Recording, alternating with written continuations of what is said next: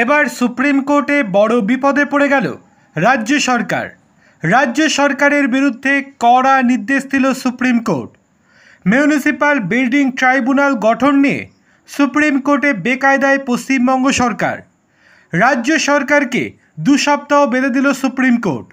আগামী 2 সপ্তাহের মধ্যে মিউনিসিপ্যাল বিল্ডিং ট্রাইব্যুনাল গঠন প্রক্রিয়া সম্পূর্ণ করার নির্দেশ দিয়েছে সুপ্রিম কোর্ট। সুনির্দিষ্ট সময়ের মধ্যে ট্রাইব্যুনাল গঠন সম্পন্ন হলো কিনা তা জানাতে হবে কলকাতা হাইকোর্টের ডিভিশন বেঞ্চের কাছে। শীর্ষ আদালতের নির্দেশ মানা না হলে কলকাতা হাইকোর্টকে পশ্চিমবঙ্গ সরকারের বিরুদ্ধে আদালত অবমাননার মামলা শুরু করার কড়া নির্দেশ দিয়েছে সুপ্রিম কোর্ট।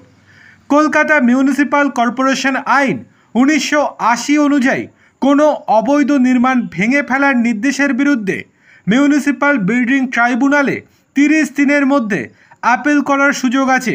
কিন্তু পশ্চিমবঙ্গে মিউনিসিপ্যাল বিল্ডিং ট্রাইব্যুনাল এখনও যথাযথভাবে গঠিতই হয়নি।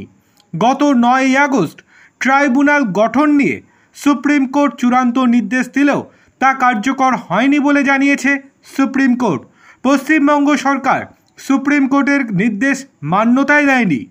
বিচারপতি সূর্যকান্ত এবং বিচারপতি উজ্জ্বল ভূঁইয়ার বেঞ্চের বক্তব্য, রাজ্য সরকার ট্রাইব্যুনালের চেয়ারপারসন নিয়োগ করলেও বিচার বিভাগীয় ও টেকনিক্যাল স্টাফদের নিয়োগ এখনও করেইনি, যার ফলে ট্রাইব্যুনাল কার্যকর করা যাচ্ছে না। রাজ্য সরকারকে 2 সপ্তাহ দেওয়া হলো, তার মধ্যে কার্যকরী করতে হবে।